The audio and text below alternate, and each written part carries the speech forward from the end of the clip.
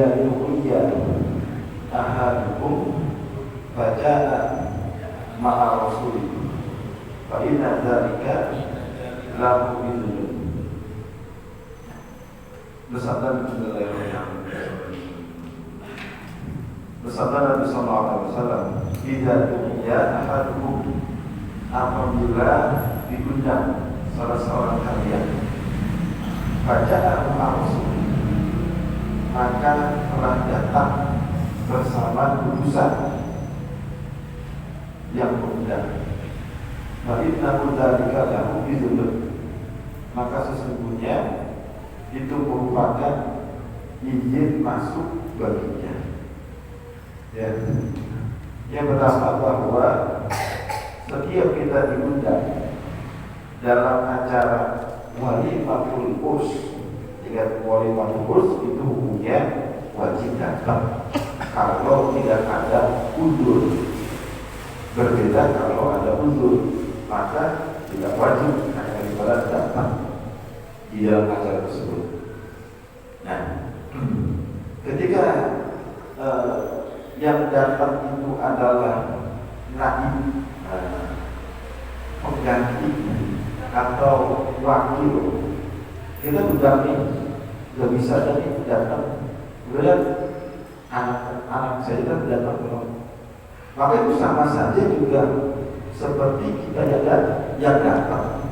Maka itu adalah sebagai otomatis, sebagai artinya otomatis dia diizinkan untuk menghadiri acara tersebut, gitu. Karena di dalam menghadiri acara kita yang datang itu memang harus diundang. Orang yang tidak diundang ya jangan datang, gitu ya. Kita ini baik teman-teman. Kebetulan hari itu teman kita mau menghadiri acara pesta walimatul urs.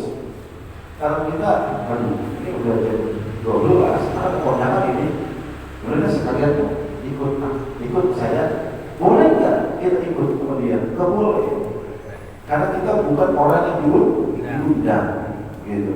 Kecuali kalau anak kecil, kita punya anak masih kecil, kita ajak, apa itu Pak? Nah, anak kecil boleh, tapi kalau orang yang dianggap sudah dewasa, balik berakal, maka tidak boleh menghadiri acara walimatul urs tanpa ada undangan. Ya. Jadi kalau kita mengundang, ya udah jangan datang. Atau tetangga kan, bagaimana? Atau tetangga kita Diundang. dengan undang lupa. Ya, itu kan biasanya tetangga sudah menjadi otomatis sendiri, ya.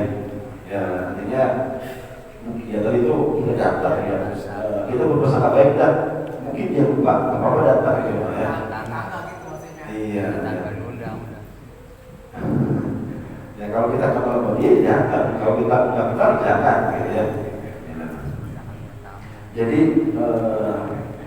nah ternyata nih yang diundang adalah bukannya yang datang, bukan yang diundang, tetapi utusannya atau perwakilannya. Nah, maka boleh nggak utusan tersebut atau perwakilan tersebut hadir di acara walimatul urs? Boleh. Maka itu sudah menjadi otomatis perizinan. Ya, nggak usah izin lagi. Maaf, saya Pak wakilnya bulan, saya izinnya untuk hadir di sini. Nggak perlu, udah pas datang udah. Ya, baru nanti kasih tahu Pak, bapak saya nggak bisa hadir begini, agak Pak. Baru begini Pak, kasih informasi. Tapi kalau untuk minta izin, nggak perlu. Kenapa? Karena sudah menjadi orang yang diundang, meskipun dia sebagai wakil, gitu ya. Itu. Ini menurut yang tadi bilang di sini ada. Tapi kalau seandainya kebiasaan kita wakil perlu minta izin, ya kepada tuan rumah, ke bapak izin dulu. Ya. Tapi kalau kebiasaan kita nih, meskipun untuk wakil, nggak perlu minta izin kita itu. Memang dasarnya sebenarnya nggak perlu izin lagi, ya. Jadi tidak masalah kalau yang datang utusan atau wakilnya, meskipun itu anak kecil, nah, yang datang akan diperbolehkan langsung menghadiri walimatul urs tersebut, ya, tanpa minta izin terlebih dahulu, ya. Itu akan daripada hukum. Kalau kita tidak, kemudian tidak bisa kita memutus orang. Ya. Bapak undang, tamu tuh undang tamu ada izin dulu Kemudian Rasulullah sallallahu alaihi wasallam, "Idza du'itum ila qur'in fa'ajibu." Bersabda Nabi sallallahu alaihi wasallam, "Idza du'itum," apabila diundang kalian ila qur'in untuk makan kaki kambing, fa'ajibu, maka hendaklah memenuhinya. Ya, artinya ini masih membahas tentang apabila kita diundang dalam suatu acara untuk makan-makan, maka kita wajib datang dari itu acara walaupun terus. Meskipun makanan yang dihidangkannya itu ya kurang begitu menarik, gitu. Ini kan Nabi mengumpamakan ila qur'in, itu hidangan hanya apa? Kaki kambing doang. Kira-kira enak betul bisa dibilang. Tapi pada umumnya bagi orang Arab itu kurang, karena mereka dagingnya. Ya, orang Arab itu apa kaki-kaki kambing itu dibuang biasanya, jero-jeronya dibuang. Jadi mereka itu banyak ambil dagingnya saja, diambil. Jadi meskipun undangan makan tersebut kita lihat ya begini doang, tetap wajib datang. Atau kita udah mengetahui kan yang udah masuk kebetulan masih makanan yang begini doang, jadinya yang biasa-biasa, tetap tidak datang. Bukan masalah makanannya gitu ya, tetapi acaranya. Ya, kalau itu mau acara walimatul kurs, ya maka wajib datang. Masalah makan dan makan kan tidak wajib, bahkan itu menjadi sunnah. Atau dia tidak makan juga, ya kalau memang dia lagi dalam puasa, misalnya puasa wajib, tidak masalah. Yang penting datang. Ya, yang wajib itu datang ya. Kalau makan tidak menjadi wajib. Jadi ya sekecil apapun hidangan yang diberikan kepada tuan rumah, ya untuk masalah kita hadir yang wajib dan datang. Ya, jadi jangan melihat daripada hidangan yang akan diberikan oleh tuan rumah.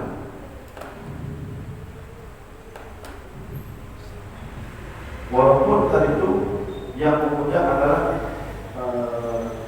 artinya tempat jauh misalnya, ya, yang sekiranya ya kategori beratlah, ya, safar yang jauh. Maka kalau kita mungkin kalau datang, ya datang waktu datang. Tapi memang kalau ada itu tidak wajib. Ini akan daripada hukum. Ya, kalau kita diundang oleh seseorang untuk menghadiri acara walimatul kurs, itu acara pesta perkawinan. Kemudian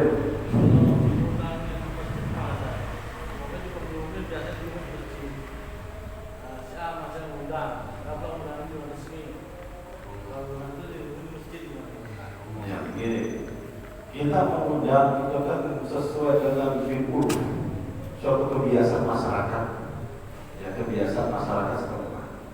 Biasanya kalau kita orang muda itu bagaimana? Satu-satu enggak? Kalau kita punya satu-satu itu yang dianggap. Tapi kalau kita udah menjadi masyarakat nih, satu kampung ini bisa kampung di sini, kalau undang itu perlu diundang satu-satu, cukup diumumin di masjid bagi bapak-bapak RW sekian, RT sekian, ya besok saya mengadakan acara walimatul kurs, ya saya undang semuanya warga. Kalau itu menjadi lebih kebiasaan wajib, tapi kalau tidak menjadi kebiasaan ya tidak, ya. Jadi tidak daripada kebiasaan suatu masyarakat, ya. Kan ada orang itu mah undang umum, ini kan apalagi walimatul kurs memang harus biasanya langsung, gitu ya, daripada orang yang bersangkutan tidak.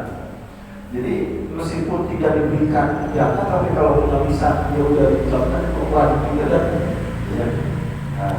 Begitu juga kita kalau hanya mendapatkan undangan doang, misalnya di orangnya dari tempat nggak tahu, karena gitu di depan rumah kita cuma undangan ini Siapa yang kawinnya? Nah, apakah itu masuk undangan? Kalau itu menjadi kebiasaan, wah itu nama undangan juga disebutnya.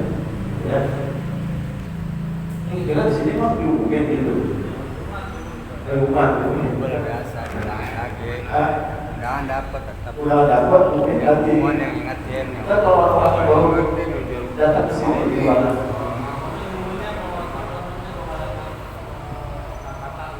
Oh, berangkat.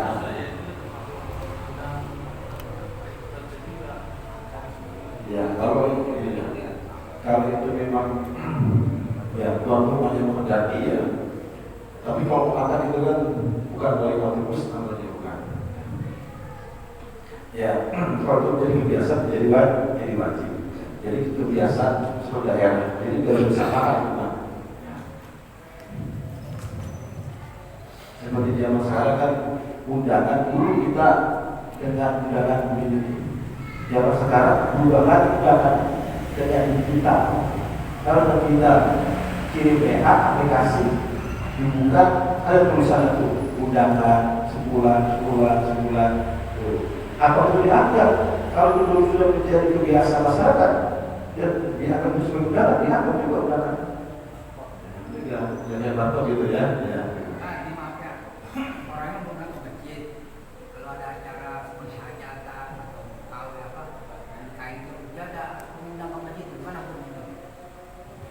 Belum nak masjid. Datang mereka orang di datang.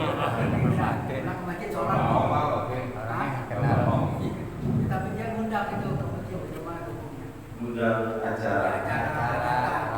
Mau mangkatan tadi bilang mangkatan. Mangkatan. Tapi orangnya belum pernah ke masjid. Asal gagal doang tahu ke masjidnya. Waktunya waktu datang. Orang yang tadi kalau kita khawatir itu menjadi harta yang tidak halal misalnya, tapi kita tetap bersusun ya, nggak boleh kita berusaha ya, meskipun dia nggak pernah ke masjid ya kita bersusun mungkin dia sholatnya di rumah ya. Besok kali kita masjid. Apa kita datang saja ya, jadi nggak menjadi bermasalah seperti itu. Datang besok. Jadi biasa kita nggak tahu jadi datang gitu. Orang yang kenal orang ke masjid datang undang aja gitu. Ini orang yang malas banget sih kita. Ya tadi kan udah secara umum gitu kan, umum gitu. Ya itu pak datang ya nggak masalah itu pak tadi kan, nggak masalah. Tergantung niatnya aja. Iya kayak kita mau undang sesuatu secara umum gitu ya, beri satu-satu. Orang yang mana sih orang ini? Kemudian Rasulullah SAW Ida jabaha ahadukum falyujiz. Bersabda Nabi SAW, Ida jabaha apabila orang menyembelih ahadukum oleh salah seorang dari kalian, falyujiz, maka hendaklah dia segerakan. Ya, artinya hadis ketiga ini Nabi mengajar kita tentang tata cara di dalam menyembelih hewan. Ya, jadi menyembelih hewan ini kan bukan orang bukan. Ya. Tapi kalau kita menyembelih hewan, maka jangan menyakiti itu hewan. Caranya bagaimana? Caranya disegerakan. Segera itu dia dipercepat potongnya. Ya. Kalau kita potong hewan kan yang wajib nih dua kerongkongan ini putus. Kalau ingin mendapatkan senjata, dua orang putus juga. Nah, kalau di dalam potong hewan, maka gunakanlah senjata yang diperbolehkan untuk potong. Sebenarnya kita tajam pisau. Dan pisau ini jangan sampai umpal. Ya, diasah dulu. Kalau kita sengaja pakai pisau umpal, wah, nyeksa katanya. Nyeksa binatang. Meskipun kita lama-lama putus, ya karena pasar dalam tenaga kita, dosa kita jadi Bergadang atau udah putus, jalan pas lari-lari aja. Jadi sebelum kita memotong hewan ya kita periksa dulu nih, daripada pisaunya, tajam kan nih, gitu ya. Karena kalau kita udah dianggap menyakiti hewan, ya kita tadi itu berdosa nih, karena menyakiti hewan. Ya maka tadi apabila kalian menyembelih hewan, maka disegerakan cepat. Ya, untuk mensegerakan potong kita ini berarti membutuhkan pisau yang sangat tajam, gitu ya, diasah dulu, diawet dulu, gitu. Makanya salah satu syarat untuk menyembelih hewan tersebut menggunakan senjata tajam. Kalau selain dari senjata tajam, nggak boleh, meskipun tadi itu tetap terputus kerongkongannya misalnya, seperti dengan buku misalnya kita gituin, atau dengan gigi misalnya, atau dengan tulang hewan yang kita asap, itu nggak boleh, karena itu tajam berbeda dengan senjata tajam, ya. Jadi burung itu benar. Iya, nggak boleh, itu nggak boleh, haram itu jadinya, bukan halal nanti itu dimakan jadi bangkai jadinya. Ya. Nah, dulu kan pas anak-anak saya sih motong, aku sampai begitu aja. Iya. Sekarang udah nggak boleh ya, tahu hukumnya. Ya. Jadi, ya itu tadi hewan diperbolehkan. Kalau kita hewan yang diperbolehkan untuk dimakan, maka makanlah. Tetapi kita harus menjaga tubuh hewan, jangan sampai kita sakiti. Ya, maka kalau kita menyakiti dengan tadi senjatanya tidak tajam, ya berarti kita mendapatkan dosa itu. Ya, karena sudah menyakiti hewan tersebut. Ya, untuk menikmati daging hewan, ya harusnya dengan cara tadi menggunakan senjata tajam yang tajam, ya, agar cepat akan daripada putus nih dua kerongkongan yang buat napas, buat makan itu di sini. Ya, kalau beratnya ini sunnah, ya itu salah satu adab kita memotong hewan. Ya, jadi kalau hewan segera langsung dipotong dengan senjata yang tajam, jadi dia tidak akan merasakan kesakitan, ya, tidak merasakan kesakitan, dan tidak merasakan ya sedihnya dijadikan sebagai santapan manusia. Ya. Jadi ada orang ingin menikmati daging hewan, diluwi dulu kan hewannya, ya, seperti anjing. Orang kalau potong anjing dibuih dulu, sampai karung dibuih, nggak tahu mati bukan ya. Ya, kenapa bisa begitu ya? Oh alam ya. Jadi itu samanya menyakiti ya, udah haram dimakan, cara matinya beda gitu. Kemudian babi juga begitu tuh. Katanya kalau yang enak busuk dari belakang, supaya darahnya tidak banyak keluar. Itu semuanya menyakiti juga ya. Ya, makanya Islam itu rahmat, ya. Islam itu rahmat. Rahmat itu bukan berarti buatannya manusia. Semua makhluk yang ada di dunia ini dengan keberadaan Islam itu menjadi rahmat. Tuh, kambing yang boleh dimakan dagingnya, kemudian Islam ada, tetapi dia tidak merasakan sedihnya atau sakitnya ketika disembelih. Kenapa? Karena ajaran Islam itu luar biasa tadi itu. Ya, di dalam syarat-syarat memotong juga ada syaratnya, tadi itu menggunakan senjata yang tajam misalnya, kemudian langsung disegerakan, kemudian kudus daripada perbuatan. Ya, kalau ikan kan katanya kalau ikan kan ketok dulu, lagi diketokin palanya. Ikan nggak nyakitin nggak? Nah, iya, yang itu juga sebenarnya. Ya.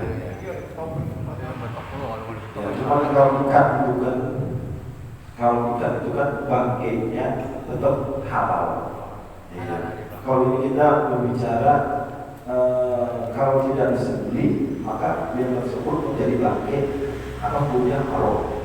Kalau ikan mau disembelih tidak disembelih itu tetap halal. Ya, cuma karena itu ya cara bisa ikan yang dipakai begitu ya.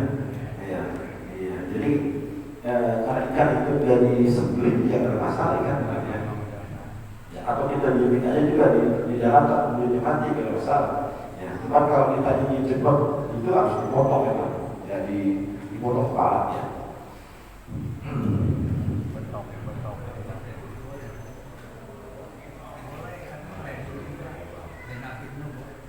tapi enggak turun masuk.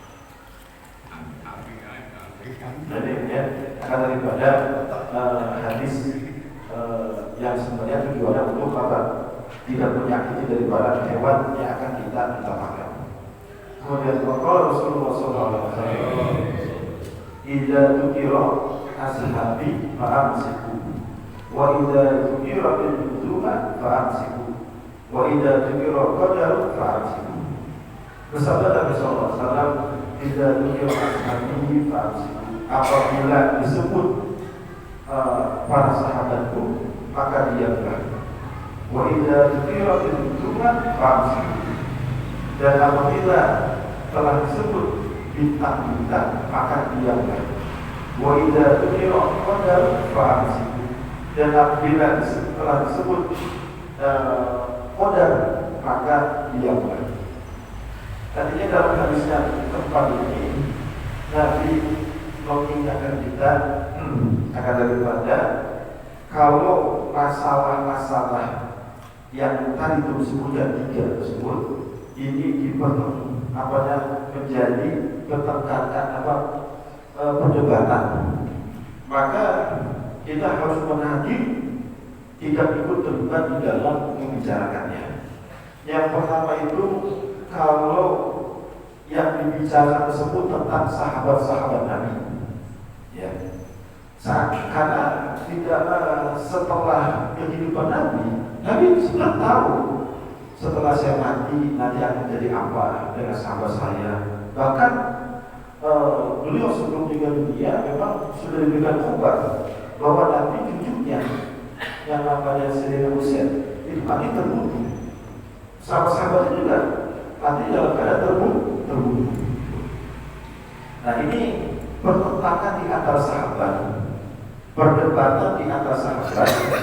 Kita memang jangan terlalu jauh untuk campur urusan mereka, karena kita nggak tahu nih ya, apa sebenarnya terjadi di antara mereka.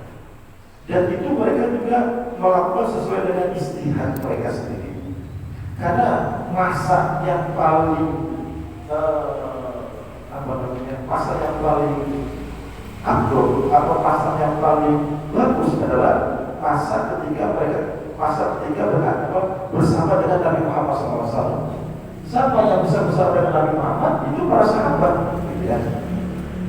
Setelah itu masa bersama dengan para sahabat itu para tabi'in dan tabi'in. Nah, setelah itu sudah dikatakan masa yang tidak bagus, ya. Nah, apabila terjadi pertentangan di antara para sahabat, kata Nabi, diamlah. Jangan kita ikut berkomen atau komentar. Oh, sahabat pulang begini-begini. Oh, sahabat pulang begini-begini. Ya, karena diam itu lebih bagus, lebih baik. Karena kalau kita ikut campur terlalu dalam, maka nanti akan berhubungan dengan ajaran-ajaran Islam, terutama di dalam masa periwayatan hadis. Ya, contohnya begini, sahabat Sayyidina Ali pernah bersitegang dengan istrinya Rasulullah, Siti Aisyah. Siti Aisyah menganggap di beberapa hatinya Sayyidina Utsman itu sudah Sayyidina Ali tahu pulang orangnya. Tetapi ketika Sayyidina Ali menjadi khalifah, belum diproses, belum diadili, yang pembunuhnya Sayyidina Utsman. Maka Sayyidina Aisyah merasa kurang puas. Maka terjadilah namanya perang Jamal. Apa perang Jamal? Perang kontak. Perang. Tetapi tidak lama direndahkan dengan sahabat lainnya, kemudian damai. Kalau kita mendukung salah satu jadi antara Sayyidina Ali dengan Siti Aisyah, maka nanti timbul yang namanya kebencian di salah satu pihak. Kalau kita dukung Sayyidina Ali, maka timbul benci kepada istri Nabi, Siti Aisyah. Kalau kita dukung kepada Siti Aisyah, maka akan benci kepada Sayyidina Ali. Pada Sayyidina Ali adalah mantunya Rasulullah SAW. Tuh, ya. Nah, masing-masing sahabat ini mereka mempunyai ajaran agama Islam, yaitu hadis yang dikeluarkan oleh Nabi Muhammad SAW. Sayyidina Ali juga melakukan hadis, apalagi Siti Aisyah, istrinya Nabi. Nah, kalau ada unsur kebencian, maka tidak akan mudah menerimanya hadis tersebut. Ya, maka kita kalau masalah pertentangan atau perdebatan di dalam sahabat, kita disuruh jangan itu terlalu campur, dan agar tidak ada apa-apa rasa kebencian di antara mereka. Tidak boleh, ya. Karena ada golongan Islam, ya seperti Syiah, itu mereka condong kepada salah satu sahabat. Yang akhirnya itu sahabat yang lain yang tidak sepemahaman dengan sahabat yang dia dulu dimentalin semua tuh hadisnya. Seperti sahabat orang Syiah itu lebih condong kepada Sayyidina Ali. Maka ketika Sayyidina Abu Bakar, kemudian Sayyidina Umar, Sayyidina Utsman, Siti Aisyah, itu hadisnya semuanya ditolak. Akibat apa tuh? Kebencian. Gara-gara mendukung satu doang, ya di antara sahabat yang bersengketa. Nah, jadi Sayyidina Abu Bakar dianggap sebagai perebut khalifah Sayyidina Ali, Sayyidina Umar juga, Utsman juga, apalagi Siti Aisyah itu berperan. Nah, jadi mereka menolak tuh perawi atau riwayat yang berasal dari Sayyidina Abu Bakar, Sayyidina Umar, Sayyidina Utsman, bahkan dari Sayyidina Aisyah sendiri, istri Nabi. Bahkan banyak perawi hadis yang palsu itu lebih menjelek-jelekan kepada sahabat-sahabat yang bertentangan dengan Sayyidina Ali, gitu ya. Jadi makanya Nabi Muhammad mengatakan fa'amsiku, udah diam, jangan ikut campur, gitu ya. Jadi itu nanti kalau kita ikut campur, makanya panjang masalahnya. Salah perselihin untuk menanggapi di dalam kejadian seperti tersebut, ya mereka lebih diam, ya lebih banyak diam. Karena kejadiannya pas kedua banyak, seperti Sayyidina Ali dengan Sayyidina Umayyah itu terjadi juga pertentangan, ya terjadi perang sipil namanya. Nah, jadi ya kita sebagai orang yang sudah yang jauh dari jauh mereka ini jangan campur dan ya karena kita juga belum begitu paham apa permasalahannya ya, yang lebih jelasnya gitu ya. Jadi biarkan itu menjadi sejarah dan kita mendengar sejarah seperti itu kita terima, tetapi kita tidak terlalu banyak berkomentar nanti. Akhirnya itu ketika kita banyak berkomentar campur ya pasti akan condong kepada salah satu pihak di antara yang bersengketa.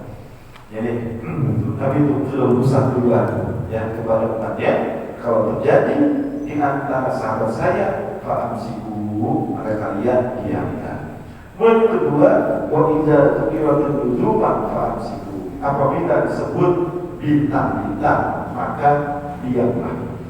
Jadi bintang di sini adalah di dalam karena yang namanya apa?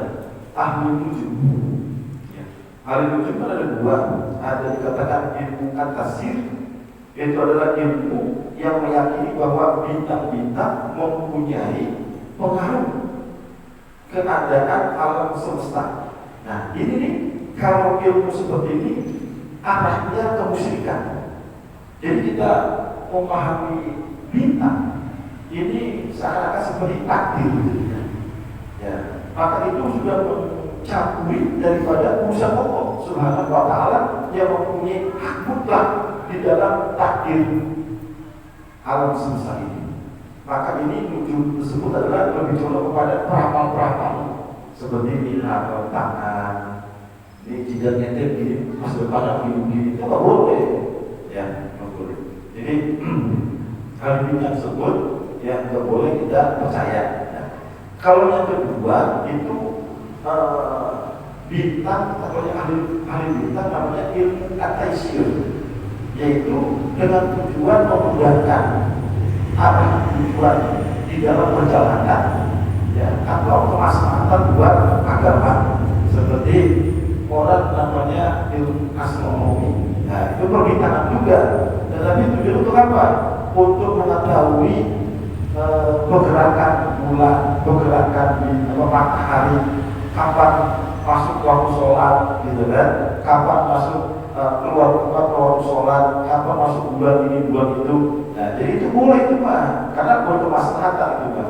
Yang boleh itu tadi adalah yang dimana bisa mempengaruhi keadaan dalam semesta berbeda dengan keadaan kehidupan kita. Maka kalau yang disebut tentang wujud, nah ini harus kita diam, ya. Jadinya kalau kita belum begitu banyak paham di dalam masalah wujud, udah boleh diam. Takutnya apa? Timbul yang namanya kemusyrikan, gitu. Yang nanti khawatirkan seperti itu, ya. Karena kalau berbicara bintang tadi itu ada yang diperbolehkan, juga ada yang tidak diperbolehkan. Nah, ini kita baru punya lebih condong kepada para peramal, ya.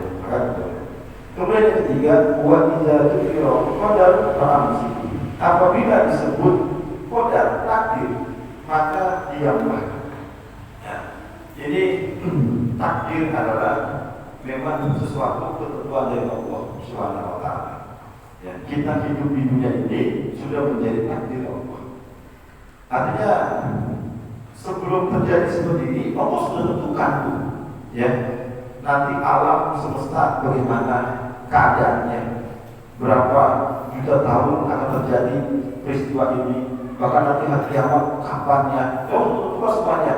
Bahkan rambut yang jatuh dari kita aja nih, itu adalah sudah masuk dari catatan takdir Allah Subhanahu wa taala. Ya. Maka kalau kita di dalam masalah takdir, ini kan namanya sir, apa namanya?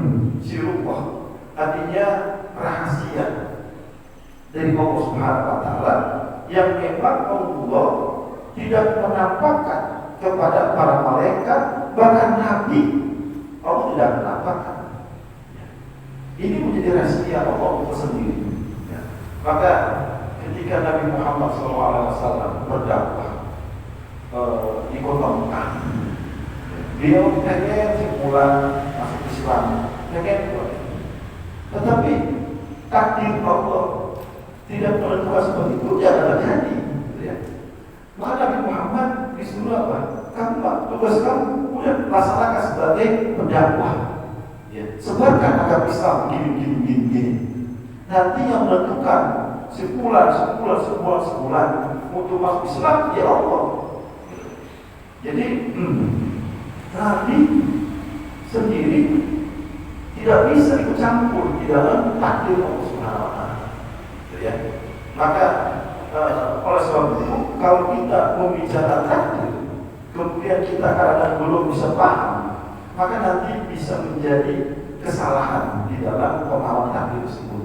Ya.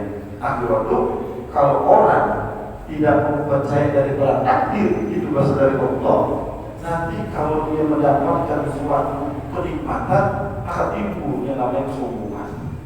Saya pintar, berkat apa? Saya usaha, saya belajar, sombong dan orang dianggap semuanya bodoh, lebih tinggi dia daripada orang lain, sombong dengan kenikmatannya. Ketika dia mendapatkan harta banyak, dia merasa itu usaha saya kerja, saya dagang, saya begini, maka timbul sombong. Ya. Ketika seseorang tersebut mendapatkan musibah, maka tidak ada yang namanya sifat sabar. Jadi ketika mendapatkan kenikmatan, tidak ada yang namanya sifat syukur kepada Allah. Kenapa? Karena tadi dia merasa itu adalah usahanya, yang ada sombong. Tapi kalau dia mempercayai takdir, maka itu sifat sombong tidak ada. Kenapa? Karena saya punya ilmu, saya punya harta, saya punya ini, punya itu adalah pemberian dari Allah, takdir dari Allah. Saya nggak bisa apa-apa, ya. Maka timbul yang namanya rasa syukur, tawadu jadinya. Begitu ketika ada musibah, itu adalah takdir dari Allah, maka sabar, ya. Dan dalam takdir ini memang, ya, banyak sekali rahasia yang belum kita ketahui. Jangankan masa depan, entar saja nih kita pulang kita tidak tahu akan terjadi apa. Ya, kita tidak tahu. Bahkan semenit lagi, sedetik lagi kita tahu akan terjadi apa. Itu sangat rahasia, hanya Allah yang mengetahui daripada takdir tersebut. Ya, jadi kalau seandainya ada orang mengatakan ramal begini-begini, yaitu kalau seandainya ketepatan atau kebetulan itu hanya kebetulan saja. Ya, hakikatnya dia nggak tahu akan terjadi apanya. Ya, jadi kita tidak apa namanya harus percaya akan daripada omongan orang yang mengaku tahu akan daripada masa depan seperti apanya. Nah ini dan salah satu yang Nabi khawatirkan kepada umatnya adalah takdirul qadar, mendustakan takdir. Enggak percaya kepada takdir, itu Nabi khawatir tuh. Ya. Dalam satu riwayat Nabi Isa alaihissalam didatangi oleh iblis. Kata iblis, ya Nabi Isa, engkau percaya takdir? Ya, saya percaya takdir. Engkau percaya takdir itu dari Allah? Ya, dari Allah. Kalau begitu Nabi Isa, ayo kita ke puncak gunung. Ngapain puncak gunung? Kalau kamu percaya takdir Allah, ketika kamu berada di puncak gunung, kemudian kamu lompat. Kata iblis, kalau takdir Allah itu kamu selamat, akan selamat. Tapi kalau takdirnya tidak selamat, ya mati berarti. Apa kemudian bisa? Ya iblis, makhluk yang terangkat. Sesungguhnya kita hidup di dunia ini bukan kita yang memuji Allah, tetapi Allah lah yang memuji kita. Jadi apa yang kita lakukan ini adalah bagian daripada yang kita alami di dalam kehidupan ini adalah bagian daripada ujian dari Allah Subhanahu wa Ta'ala. Artinya kalau kita melakukan perbuatan nih, kita pengen selamat nih dari kendaraan mobil, maka jalannya dari tengah jalan, di pinggir jalan, itu maksudnya. Di pinggir jalan, biar selamat. Kalau seandainya keserempet juga, memang takdir namanya. Ya. Udah daripada ketentuan dari Allah Subhanahu wa Ta'ala. Tetapi kalau kita, saya takdir, kalau saya selamat, kalau enggak udah mati, terus saya mau jalannya di tengah jalan tol, ya ketabrak mobil. Gitu. Artinya kita hidup ini yang menjalankan daripada ujian dari Allah Subhanahu wa Ta'ala, bukan kita yang uji Allah, bukan. Gitu. Jadi ketika kita mendapat sesuatu, entah itu sesuatu nikmat atau sesuatu bala, itu adalah takdir dari Allah Subhanahu wa Ta'ala. Kita hanya berusaha, namanya ikhtiar namanya. Berusaha untuk mencapai apa yang kita inginkan. Kita belajar apa yang kita inginkan, dapat ilmu, berusaha belajar. Masalah paham gak paham, Allah yang menentukan itu kan. Kita ingin mendapatkan harta misalnya, maka bisa ikhtiar, usaha, kerja. Kemampuan kita apa nih? Berdagang, silakan berdagang. Kemampuan kita bertani, silakan bertani. Kemampuan kita nelayan, silakan nelayan. Untuk mendapatkan hasil semuanya, itu adalah ketentuan dari Allah Subhanahu wa Ta'ala. Kalau kita berikhtiar. Ya, jadi ketika kita membicarakan takdir terlalu mendalam, paham sibuk, maka diamlah. Nantinya takutnya kita enggak sampai, gitu ya. Otak kita kadang ada yang sampai, ada yang sampai. Maka kalau di dalam membicarakan seperti itu, ya sudah, jangan terlalu mendalam. Ya. Yang penting kita percaya dengan takdir kepada Allah Subhanahu wa Ta'ala. Ya, setiap apa yang kita lakukan di dunia ini adalah memang sudah menjadi ketentuan Allah Subhanahu wa Ta'ala. Maka Allah juga menciptakan takdir ini kan ada sebab-sebabnya.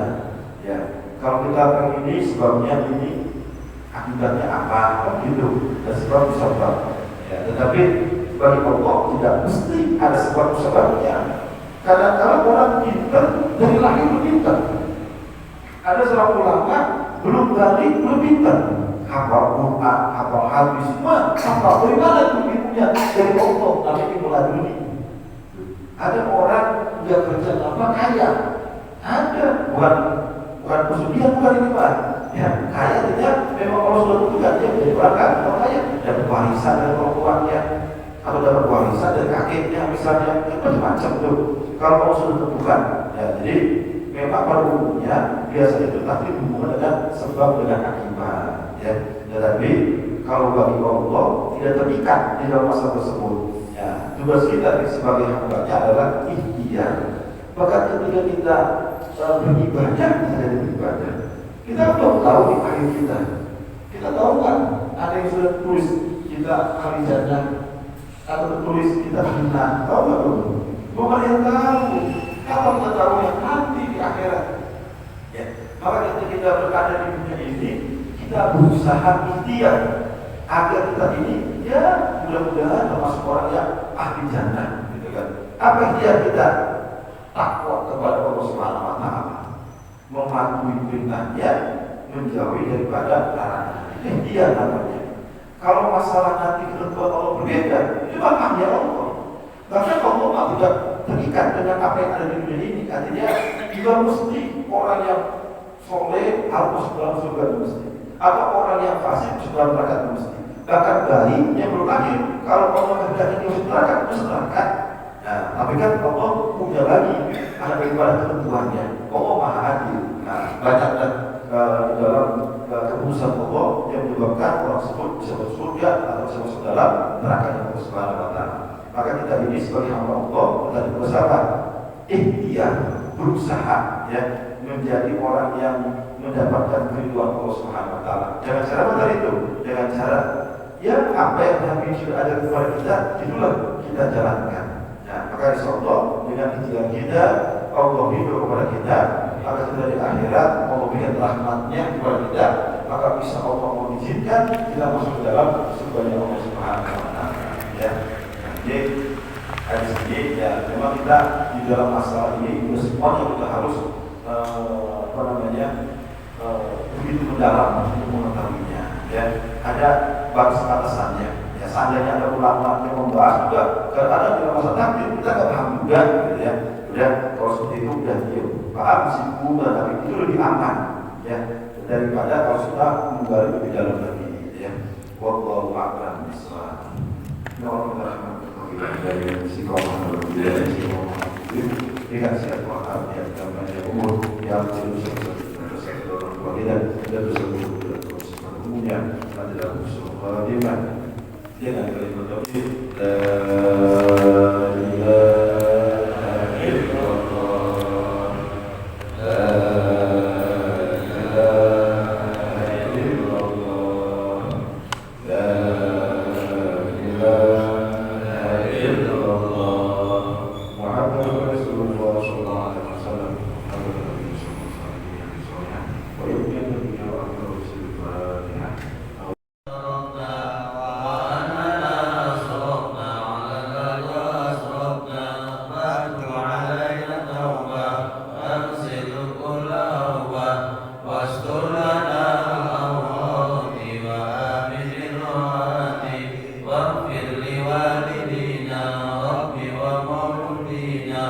والأهل